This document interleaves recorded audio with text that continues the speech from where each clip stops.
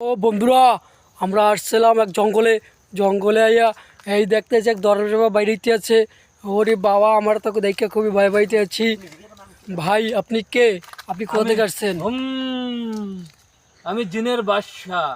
বৎস, তোমার কি সমস্যা? আমার খুবই সমস্যা। আমার খাইলে পেটে খেতে লাগে না, ঘুমাইলে চয়ে দেয় না। এর বৎস, একটা তোমার জন্য আমি কি করতে পারি বলো বৎস।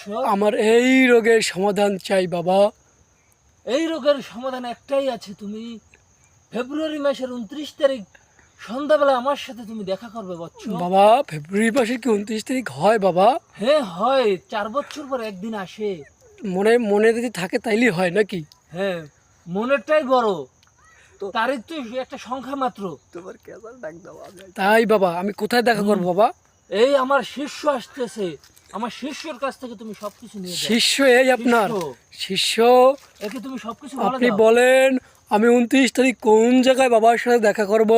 ওই ফজদেরি ফুলের মাথায় একটা টুঙ্গি গাছ আছে, সেই গাছের নিচে।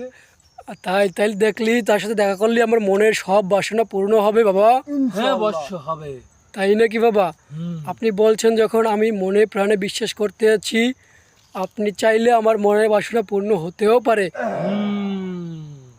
যা বৎস, তোর বাবা, আপনার হাতে এটা কি বাবা? এটাই আমার আসল শক্তি। জাদুর লাঠি নাকি বাবা? এটাই আমার আলাউদ্দিনের লাঠি। আলাউদ্দিন আমাকে দিয়ে গেছে। কি আপনাকে খয়রাত দিয়ে গেছে বাবা? কি বলিস বৎস, তুই ধ্বংস হয়ে যাবি। এটা আলাউদ্দিন আমাকে খুব ভালোবেসে বন্ধুত্ব সুলভ ভাবে আমাকে দিয়ে গিয়েছে। আরে বাবা, ওরা দিকে আসেন লাঠি। হ্যাঁ শিষ্য, তুই কি বলিস? সেটা কি তুই জানিস? এটা কি, এটার কারিশমা তোরা দেখতে চাচ্ছিস? জি বাবা। যে শক্তি, জি বাবা।